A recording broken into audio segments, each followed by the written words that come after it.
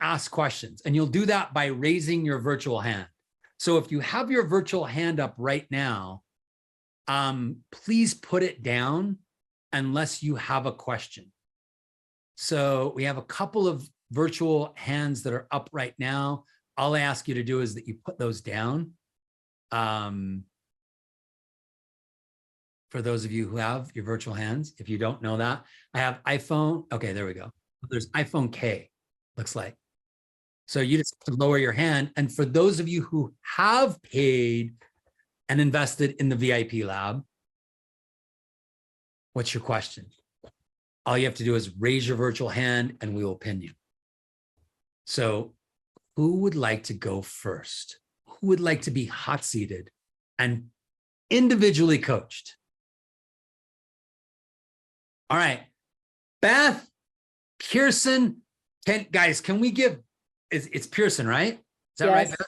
Yeah. Guys, can we give Beth Pearson a round of applause? She's going first. Yay, Beth! Beth! That's a big deal. Hey, Beth! Woo! Thank you. Thank you. I'm here all week. Beth, what question do you have?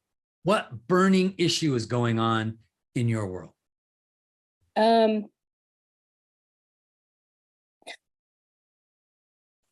I guess I could cry sometimes, you know. I feel like I know it's like when you describe that whole shelf thing, the shelf help, that's me. Like I have all that, I know what I'm supposed to do, but I can't move forward with some limited beliefs or something like that. So I feel like I'm blocked and I can't get rid of that fucking block. I'm sorry to cuss. I can't get rid of that block. So Beth, tell me, when you say moving forward, what would be moving forward to you?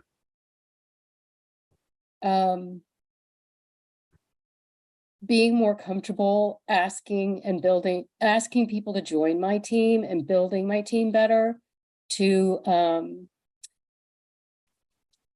just inspiring people in that way rather than inspiring them. I'm really great at getting customers. I just can't, I have not been great at getting team. So the block that you think is showing up right now is, I'm not getting team to make this a business.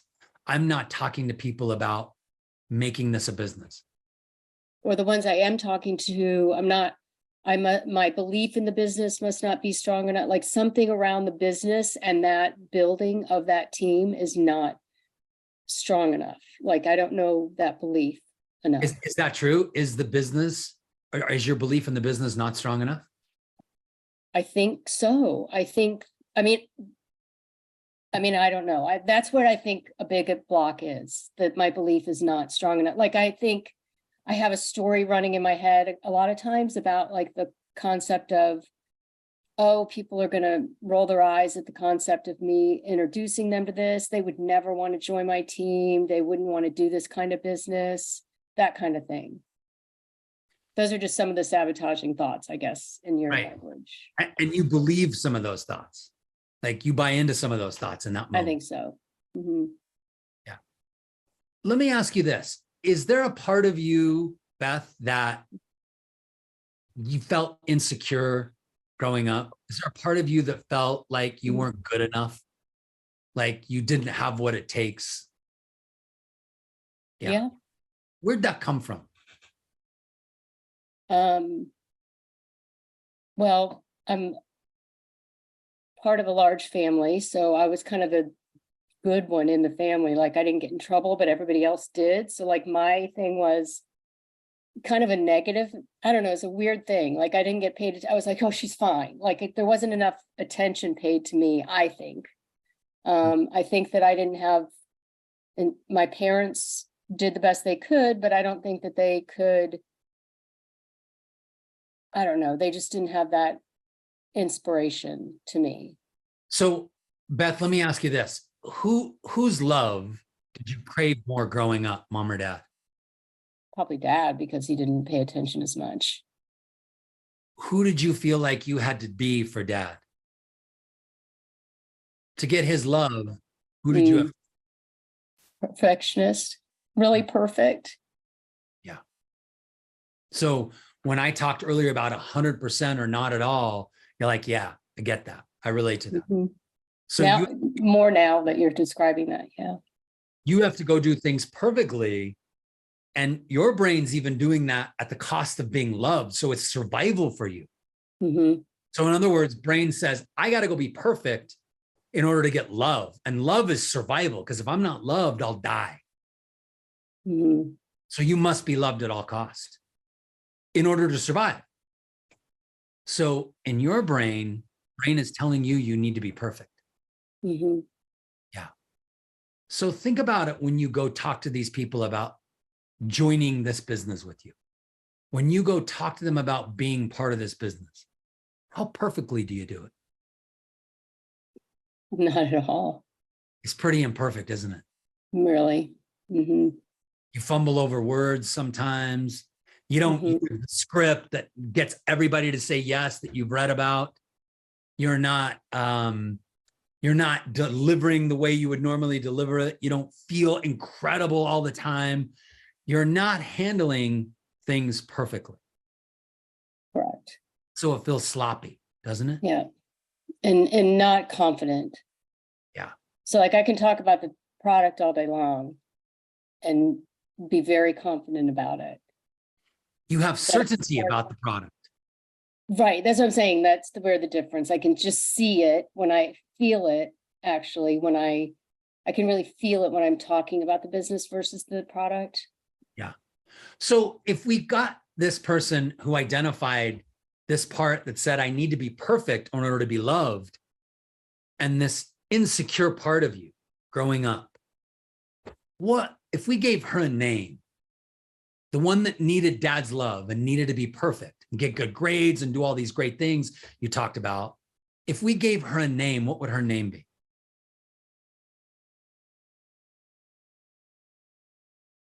Beth. Well, I don't you're know. Beth. No, I know. So is it the wounded Beth? Is it Yeah, insecure Beth? the insecure Beth. Okay, so insecure Beth. Tell me, what was life about for insecure Beth? Getting others' approval, making others like me.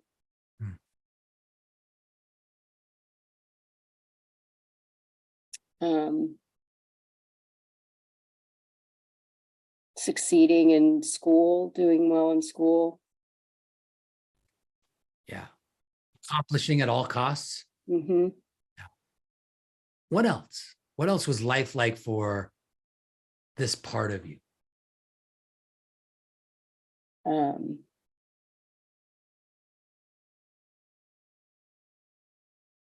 uh, Insecure Beth. What was life like for her?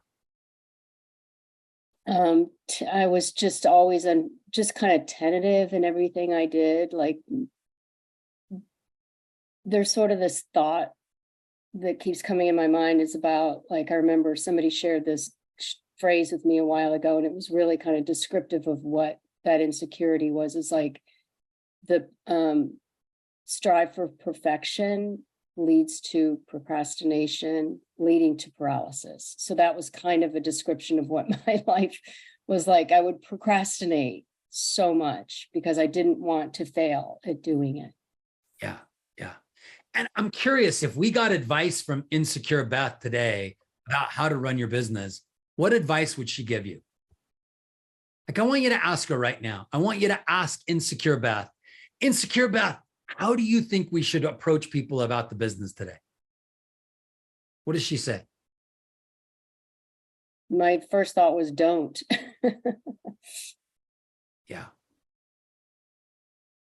So is insecure Beth the one running the business today? No. Well, it's not, well, she clearly is. Clearly is. Yeah. Let me ask you this, Beth. Have you ever had a part of you that just did so well?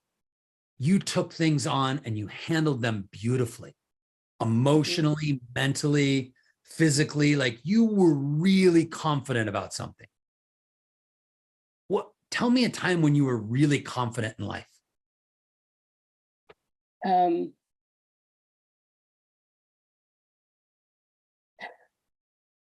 I didn't expect to get emotional today. So I'm not going to apologize because that's who I am. Okay, so at a previous job, I had to go up on, there was a contest. And they had 5 people who volunteered, and it was all my peers, and I was one of the newer people in that company. And I went up on stage and I had to pretend like I was pitching to clients. And the people that were sitting in as clients were actually huge leaders in this company. And I worked with a very large company, so it was a big deal. And I had the least experience. And I went up there and I nailed it and I won. Mm. And so that was out of preparation. And I used some of who I am, like my humor, and just was authentic. Yeah. And I won it. Who was that? If we gave her a name, what would her name be? Awesome, Beth. Awesome Beth. Okay. I don't know. I don't love that, but Well, you said authentic earlier. Is it authentic? authentic. Yeah. Let me ask you this. What's life about for authentic Beth? Confident. What else? Confident, inspiring,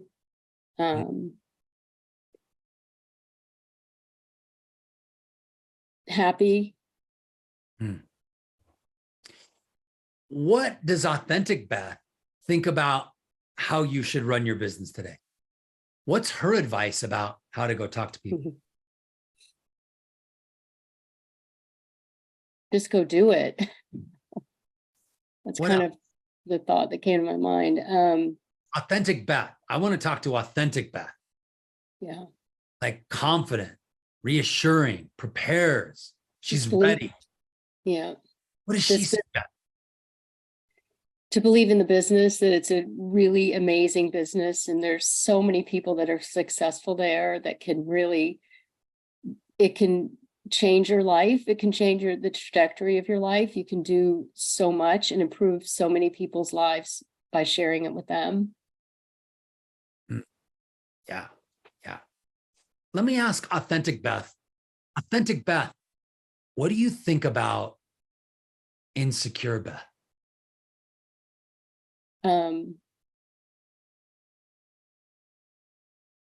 Just sad. You're sad for her? Hmm. Yeah. Do you judge her in any way, shape, or form? I don't think I judge her, but I feel like I blame a lot of stuff on that. So I haven't forgiven that part of myself. So when that part of you shows up, do you abandon that part of you? Do you check out on it? I don't know what do you say that again? Do you avoid that part of you when it shows up? When insecure Beth shows up, do you avoid insecure Beth? And you don't want to deal with her and you don't want to listen to her. So you sort of check out on her. You abandon her. I probably abandon her because I don't feel like I've acknowledged her or like I said, forgiven her. I think I need to do both. Well, what I hear is I hear the best part of you judging and abandoning the worst part of you. Mm-hmm. So True if the story. best part of you is judging, and here's the deal, guys, all of you know this, you cannot influence the people you judge. So Beth, you cannot influence yourself when you're in judgment. Mm-hmm. So how are you going to influence insecure Beth if you're judging her or if you're checking out on her? Because she's going to be screaming and shouting, listen to me, hear me. I need you to hear me. Do me a favor, Beth, let me ask you, can you imagine like a group of people who you would be talking to about this business? Can you imagine a group of people who you would go talk to about Juice Plus? Imagine all the people you've talked to over the last 3 years that you've talked to them about the business. And I want you to even imagine the ones you've avoided talking to because you're afraid of them. Can you imagine them? Mm-hmm. Imagine them? You see their faces? Yeah. Imagine them. In fact, do me a favor, close your eyes. And Beth, I want you to imagine this group of people out in an audience.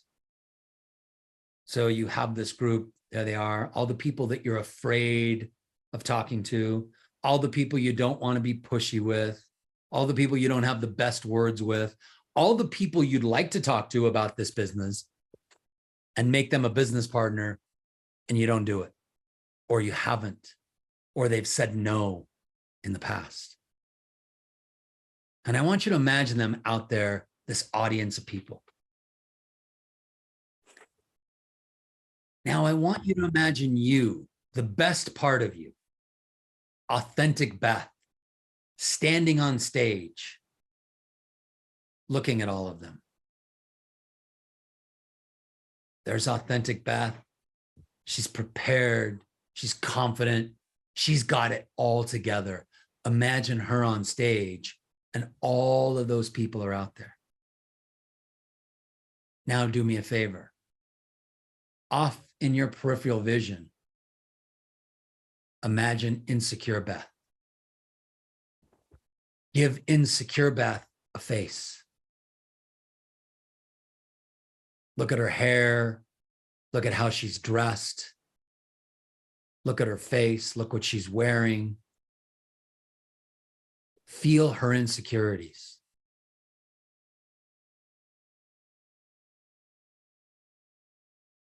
And she's in your peripheral vision. And imagine turning and facing and looking insecure Beth right in the eyes. Authentic Beth's up there on stage, looking at insecure Beth, and you're looking at each other in your eyes. Imagine creating a bond with insecure Beth. Create a connection. Be one. Act as if you are one. Feel connected to her. Feel like a bond is created. Feel it in your heart. It's almost like your heart and her heart are connected. Authentic Beth and insecure Beth are connected. And it's a strong bond. And I want you to turn to the audience together, both you, authentic Beth, and insecure Beth. Turn to the audience. And at the same time, I want you to command in your mind. Command, don't say it out loud, but command in your mind for them to listen.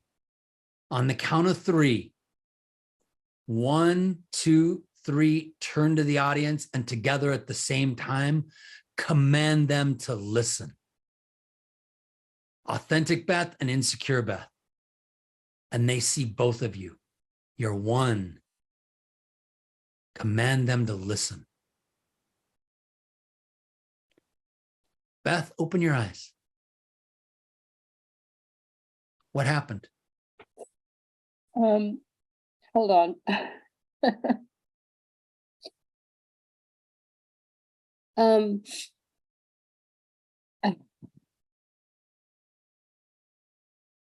There was a lot of emotion when I looked at Insecure Beth the first time. I felt so sad for her. But then when I kind of brought her in, it just felt, it felt more calm. And just to be whole. Like there's definitely some parts of me that are going to be insecure, but that doesn't need to make my authentic self less secure. So does that make sense? You just revealed your shadow to all the scary people in your life. The shadow part, the worst part of you. And that's the most authentic you could ever be, isn't it? You said, here she is on stage. Look at her. She's here. This is the worst part of me. This is the insecure. This is the not good enough. This is the one that needs to have everything perfect and doesn't. This is the one that feels inadequate and less than. And you revealed her to everybody. and you still commanded them to listen. You still had confidence. Mhm. You didn't have to be cool. You didn't have to be perfect. You didn't have to have it together. You revealed the shadow to everybody. That's Yeah. the most authentic part of you, isn't it? Right.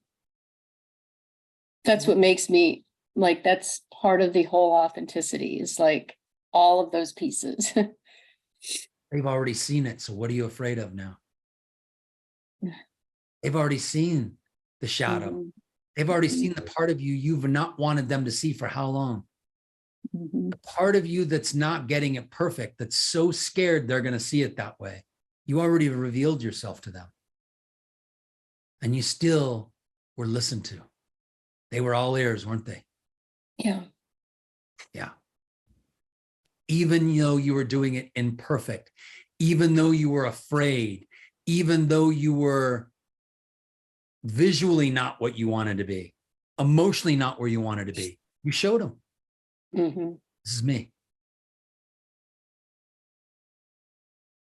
Yeah. So how do you feel about going and talking to people about your business now?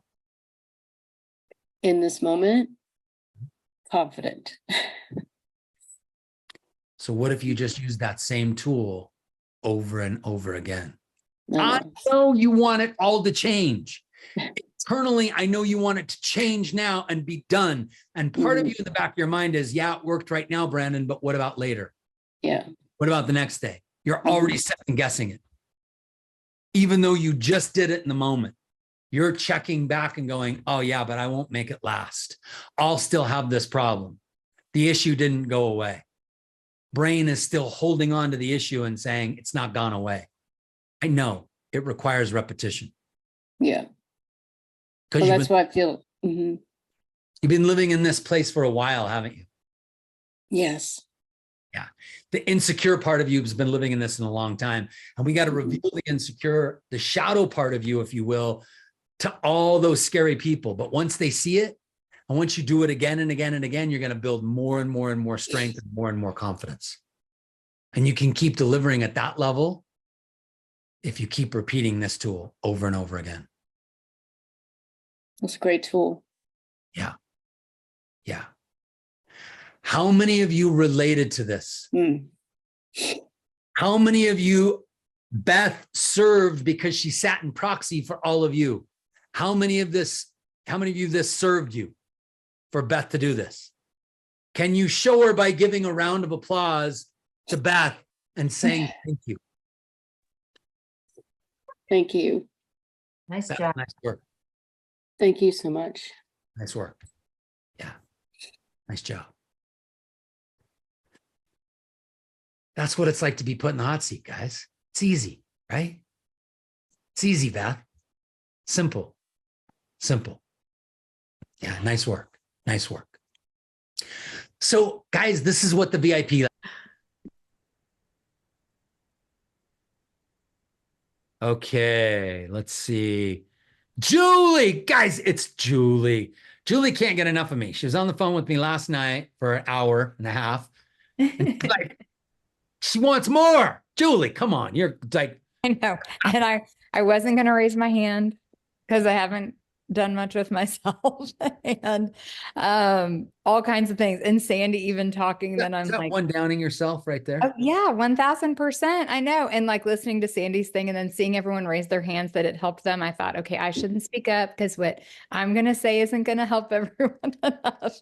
But I know.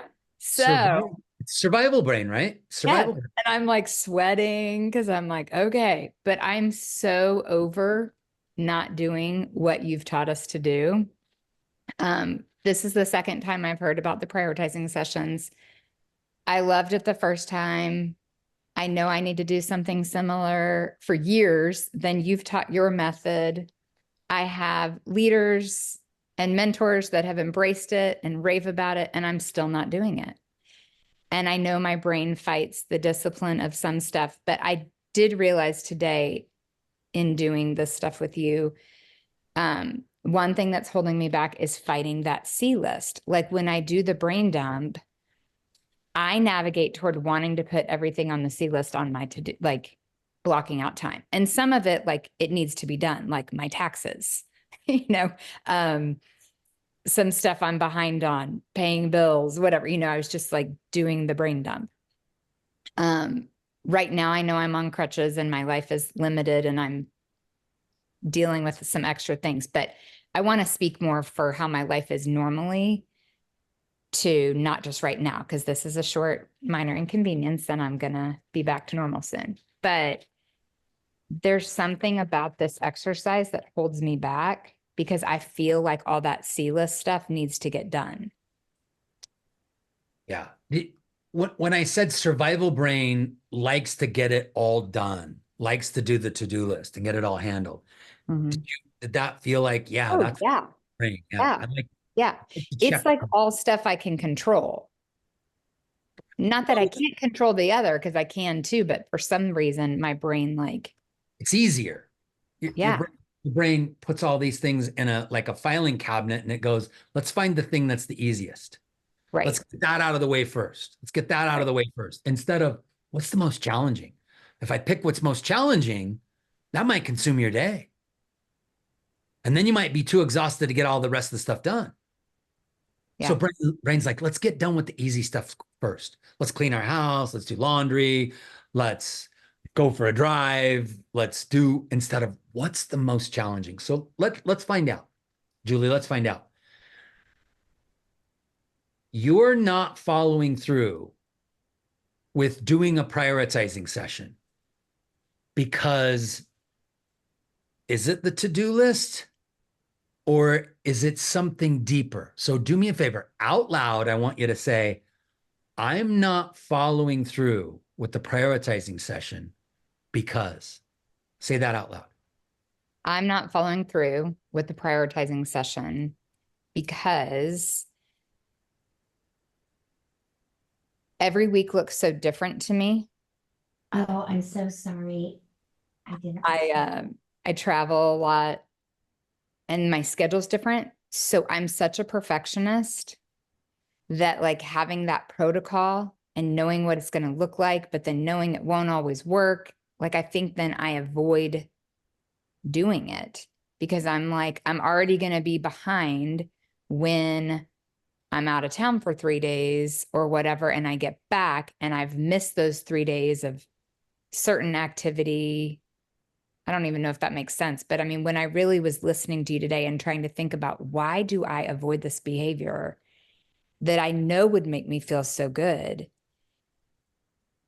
I think it's like the perfectionist in me knows that, I don't know, I guess I got to figure out how it would look. Hang on. Let's stay with this for a sec. You're moving on, and I want you to stay here. Ask this question out loud or say this statement and see how it feels. I'm avoiding being consistent in doing these prioritizing sessions because I'm afraid I might fail. I'm avoiding doing these prioritizing sessions because I'm afraid I might fail. Absolutely. Yeah. For sure. Tell me about the emotion that's coming up for you right now as you say that. I don't know that I know how to describe it. And I definitely, when you were asking, like, it's the shame, it's the guilt. And I don't like waste my time. Like, I don't sit and watch TV or do that kind of stuff, but I like fill my day with so much other activity that like makes me feel valued and good. But I'm avoiding so much activity that needs to be done. I mean, it sounds stupid. I know my mom was laughing that I typed in the chat earlier, like opening my mail. I seriously have piles of mail. And part of it comes back to like traveling, and then I get home and then I feel so behind. And then it's like the bills and keeping up with my Quicken, which I'm a year behind on categorizing expenses. I mean, just like so much ridiculous crap. But if I would just carve out the time, I know I would feel better about myself because I do. I feel like a failure. But the shame and the guilt like keeps me, I like avoid it. Same with like customer care. Like I have so much shame around like, I used to rave about my customer care. I was so good. I trained on it all the time. But over the years, I've gotten worse. And then it's like, I feel guilty that I haven't taken care of customers. And then the shame sets in and then I avoid the behavior even more. If we were to give this pivotal moment a name, what would we give it?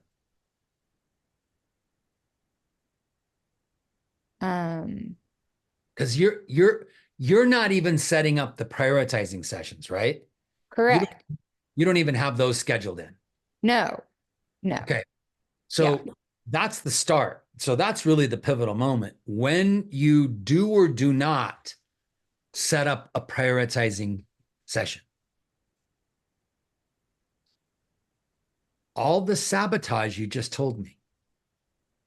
Well, I have all this stuff to do and I'm not following through with it already. And I'm not doing this stuff and I'm not doing, why would I add more to my plate that I have to get to when I don't already have the time? Why would I add more shame to my plate is really what you're saying. Yes. It's not more. And it has limited so every area of my life. Yeah. So your avoidance in this is that I don't want to do it because I know I'm not going to do it perfect. So I'm going to experience more shame. So I may as well not do it because I'm going to fail at it anyway. But let me ask you, failure.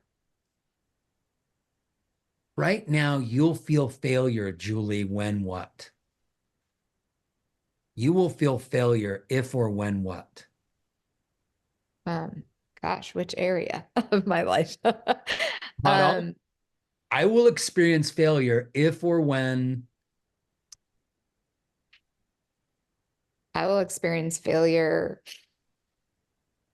or when I let someone down.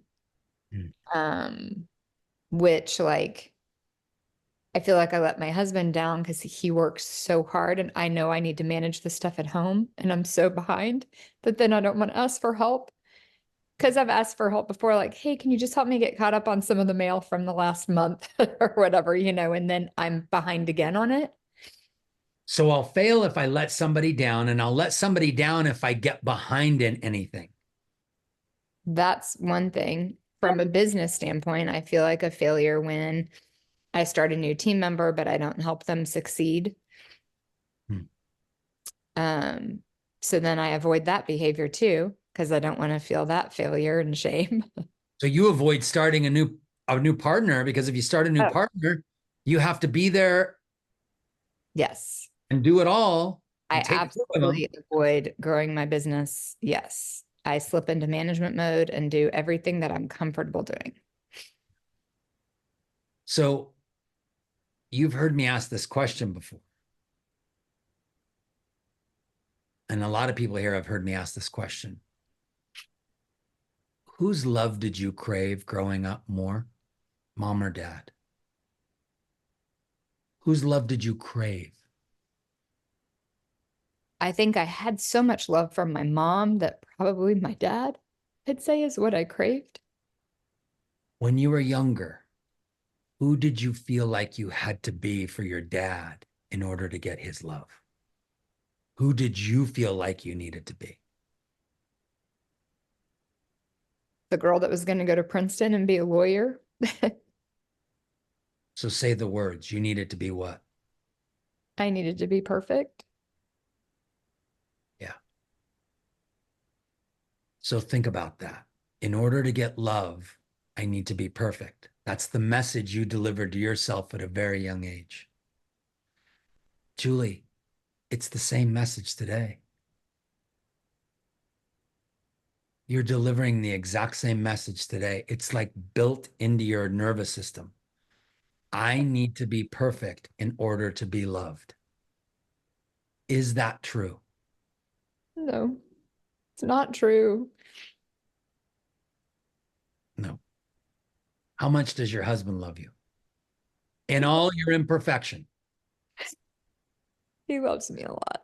In fact, the thing that drives him the craziest is when you try to be perfect. I know. Your kids too. So what if you're driving yourself crazy by trying to be perfect? I am. What if you gave yourself a little bit more permission to not be perfect? I thought I had, over the years. Like I really thought that was a trait in myself that I had stopped, but I think unconsciously it still is controlling so much of my life. Perfectionist is inside of you. It's built in there, and it's for survival. I mean, think about it. In order to be loved, which is our ultimate need, love is oxygen for our soul. If we don't get love, we die. So your survival brain is saying, I must. It's survival. It's above all the greatest thing in the world. It's not money. It's not food. I can go without food. I can go without money. I can go without water. I can go out without a house over my head, but I can't be without love. I'll die. Think about it. If you're in love, you remember when you and your husband first met, how in love you were? You could have lived anywhere. It didn't matter how much money you made. No. It didn't matter what food you ate. You could have lived in a house with no roof. All you needed was love. Can't survive without it. So your brain's trying to get love at all costs, and it's saying you need to be perfect. And that's what's behind all this. That's why you're not doing the prioritizing sessions, because you're not going to do them perfect. And so you're going to feel like a failure. The rules you put on failure, remember rules? Mm-hmm. I will feel failure if I let someone down, if I get behind, if I start somebody new and I don't do everything for them. Like, that's when you're going to feel failure. In other words, you'll feel failure when you wake up in the morning. Yeah. And unless you avoid all things at all costs, you're going to experience failure. What if you create a new definition for failure? What if you said, I'll only feel failure if I decide to completely give up? If I decide to quit on my husband, quit on my kids, quit in my business, quit on everything in life, that's when I fail. That's my new definition of failure. Because your old definition you came up with, the little girl came up with that because she needed to be perfect for her dad to get love. So you create a new definition today. The woman in you today gets to decide, I want a new definition of failure because the old one doesn't work for me anymore. It worked for a while, but I don't like it anymore. I'm only going to experience failure if I decide to completely give up on everything and everybody. And you got to get brain on board. Brain, I need you on board. This is our new rule around failure. This is when we're going to experience failure. So today you're going to go, oh, I didn't get that thing done. I let that person down. It's like, wait, did I fail? No, because I didn't give up. I didn't quit. The only time I'm going to experience failure is if I quit or give up. Brain, I need you on board with my new rule.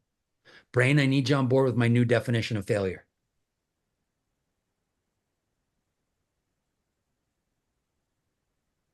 So you can do a prioritizing session imperfectly. Just do it. Just take action.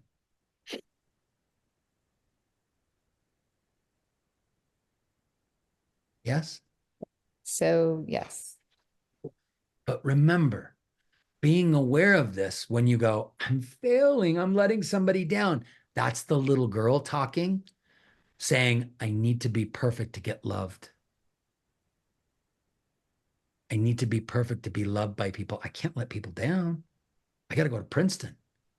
I got to be everything for everybody all the time. If I let somebody down, I won't get love. And I have to have it for survival. It's not true. So this is an internal game. The internal game is you loving yourself and giving yourself permission to not be perfect, giving yourself permission to not do it the right way all the time. And you know you will because you'll give yourself love. You'll have your own back no matter what. That would feel good. And all the other people in life love you anyway. Your kids love you to pieces. Your husband loves you to pieces. Not because you're trying to be perfect, because of who you are. Yeah. Yeah. And I just want to give a plug for Brandon. I don't know if this is a time or place, but I've loved what he shared so much that I had reached out about doing some coaching with my husband and me, and it's been so awesome. I mean, we've just done 3 sessions, but Brandon may be going, I don't have time for more. But what you teach is so powerful and it's so helpful and so great. And so yeah, I'm excited to dive in deeper too. But no, this is really good. Thank you. Guys, can we give Julie a round of applause, please? Round of applause for Julie. Thank you guys for making me feel safe. Nice job. Good work. Yeah. Anybody relate to this? Anybody have similar? Yeah. Yeah. Me too. Me too. Me too. All right, guys, we got time for another hot seat. Anybody want one? Or if you have questions, it doesn't have to be, you don't have to, some of you are like, Brandon, I just have some questions. I don't want a full-blown hot seat. Does anybody have any questions about anything we've covered? All right, Kristen. Guys, it's Hello. Kristen. Hello, how are you? Good. How are you doing? Good. So not necessarily a hot seat, but what I still am struggling with, Jen, even as you were with Julie, which so much of Julie was saying, I'm like, oh my gosh, I feel like that is me to a T.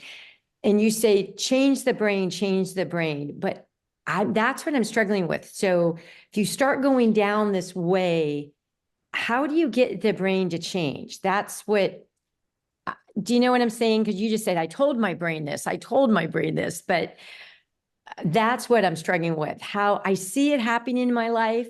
I see it, but I almost feel like I can't stop it. Like the brain is sabotaging so much.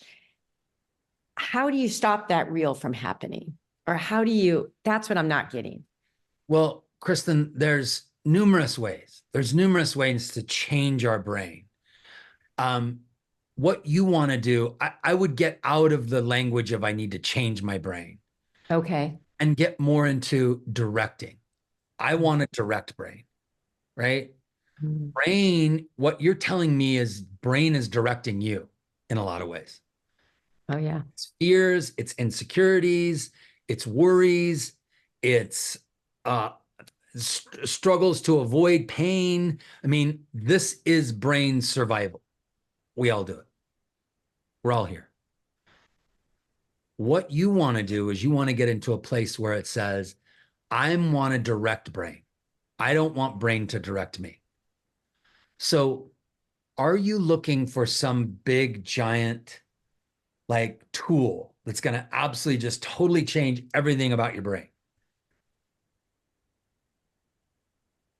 Sure. Do you have one? No. If you No, want to be honest, that'd be great. Notice you said, sure. You're looking for that. Mm-hmm. Probably.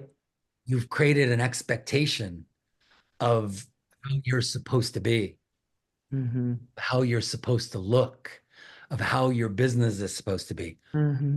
What is the vision for you? What's the blueprint of how it's supposed to look for you? What's your business supposed to look like right now, Kristen? More energized, team more engaged, working on culture, people wanting to be a part of it. That's what it's supposed to look like. Yeah. There's a image, a blueprint, and anything that's different from that blueprint, your brain thinks there's a problem. We call that an expectation. Because I always think the problem is me. Well, you come back to you and go, there's a different look between how I think my business should be, my blueprint, and how it actually is. And the difference between those two things is causing me to feel like there's something wrong with me. But again, you've just created an expectation. a preference, how life is supposed to look. What if you let go of that? What if you let go of how it's supposed to look?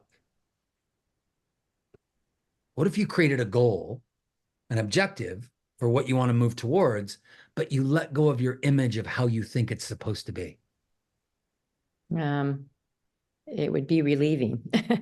It'd be peaceful, actually. Does brain fight a little bit and go, wait, if we let go of it, then it might not happen? Mm-hmm. Absolutely. That's brain lying to you. When you let it go, that's when it'll actually happen. Because as long as you hold on to the blueprint, and that's the expectation, how it's supposed to look, everything that's different from that expectation, that blueprint, you'll think there's something wrong with you. And then what happens is when you feel like there's something wrong with you, what do you do or not do? The stories, your brain gets more active.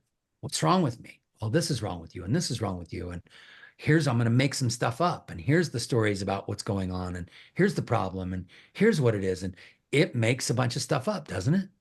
Yeah. And you spin in that. And that's what you say. How do I change that? Yeah. Get rid of that. Let go of the blueprint. Let go of how it's supposed to be.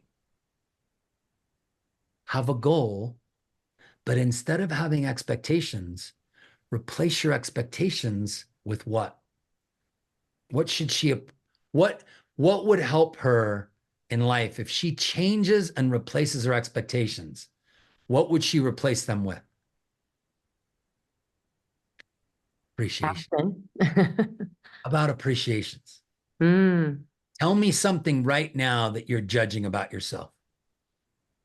Or what are you judging about yourself or your business? New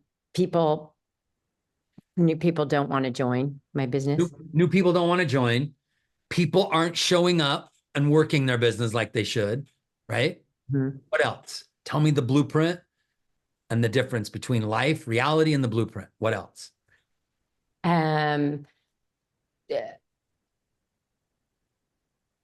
Just attracting people generally, like Let the me ask you a energy different way. or energy, I guess I feel like it, What's irritating you right now about other people? What's frustrating you about other people? I honestly, I will be on, my frustration is more in me. Rather than, I'm not like, look at, like, Okay, I what are the feel frustrations of I'm yourself? lacking, What are your how frustrations of to- yourself? how to work with, look at the intrinsic validation, not judge, all the things that I've been learning from you. I know I'm doing, not either doing or not doing, and just figuring out just how to get that going with me personally. Okay, so you're what? You're not doing it all? You're not making it all look like you're supposed to. How are you supposed to be behaving right now? What I'm hearing, you tell me if I'm wrong, but what I'm hearing is you're supposed to be getting all the stuff I'm teaching you and figuring it all out and practicing it all. I don't feel practice at all. I do feel, I agree with your 70% rule, or even for me, but it's more just even starting it, even implementing, even baby steps of it. Okay. So I should be implementing this. I should be taking action, and I'm not. So I'm bad. There's something wrong with me. Yeah? Yeah. Sounds like shame. Mm. And if there's shame around, what do we know is really close by?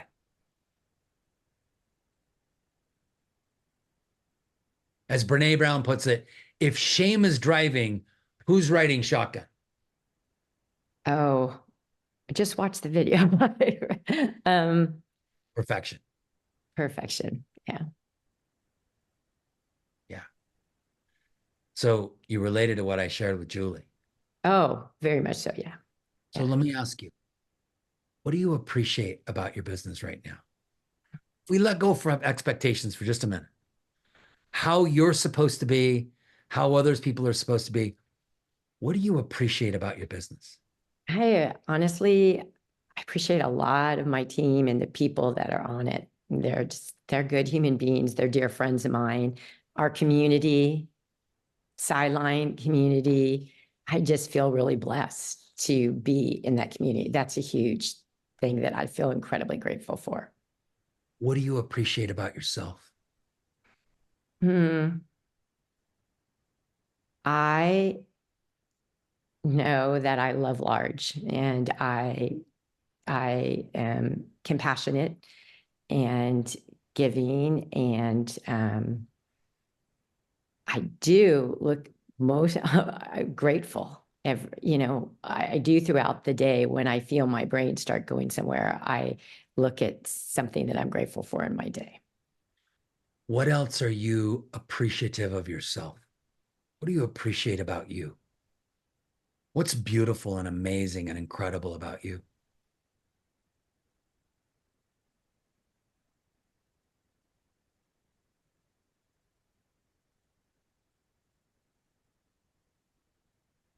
I don't. Hmm. I think I'm a good person. Yeah. Faithful. Best friend to my spouse. Keep going. What's absolutely amazing? I'm a great mom and grandmother. And we'll drop anything for a friend in need. What else do you appreciate about yourself?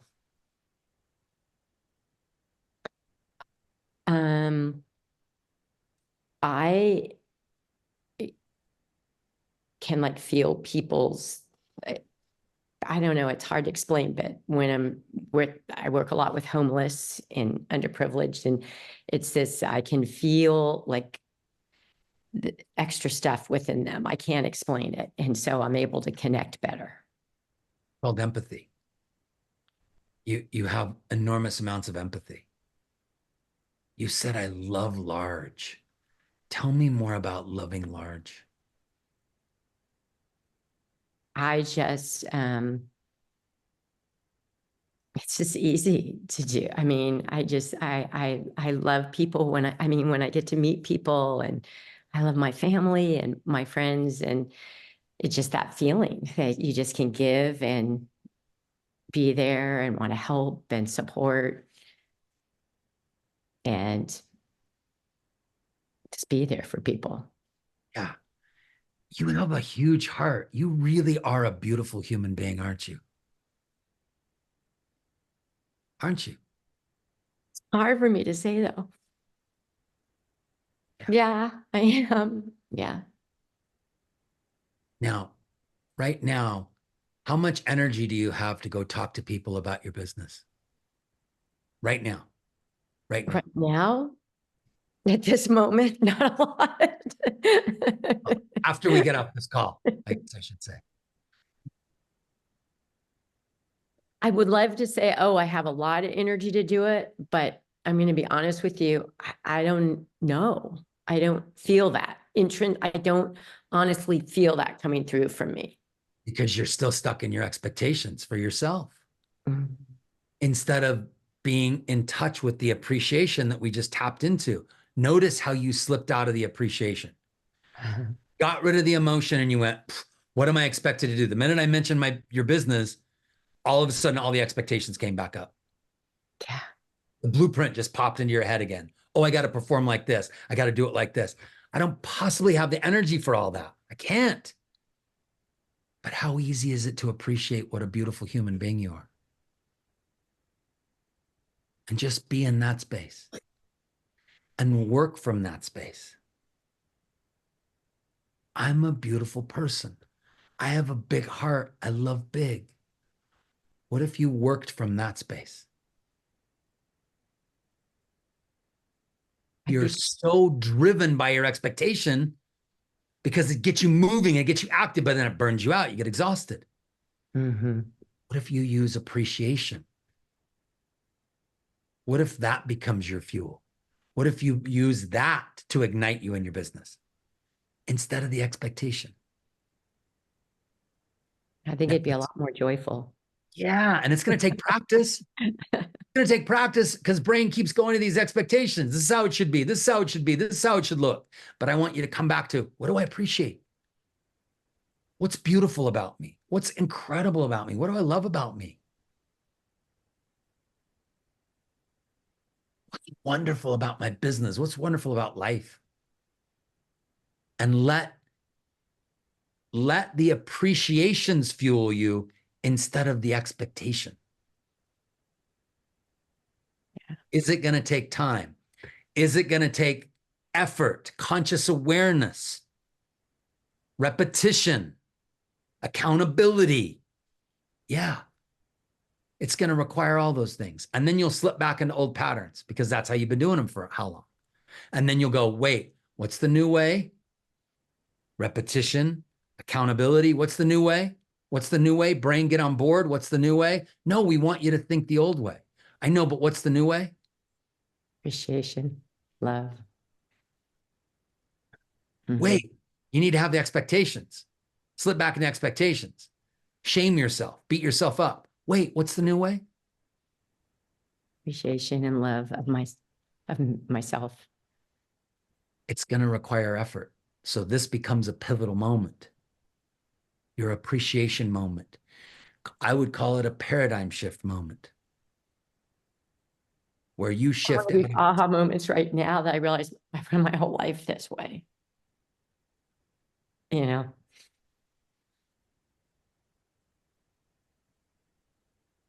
That's how you change your brain. That's